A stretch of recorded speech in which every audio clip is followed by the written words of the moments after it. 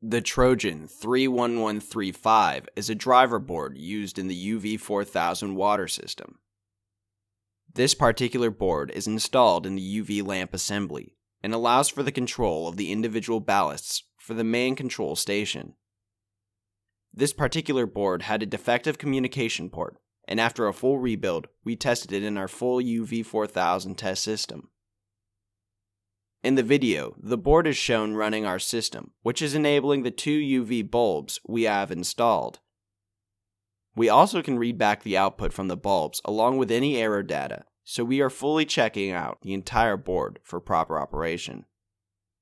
At ERD, we provide 100% service on the UV4000 and UV3000 Trojan systems, used by large water treatment facilities. Thanks for checking out the video. Subscribe to ERD TV for more videos of our repairs.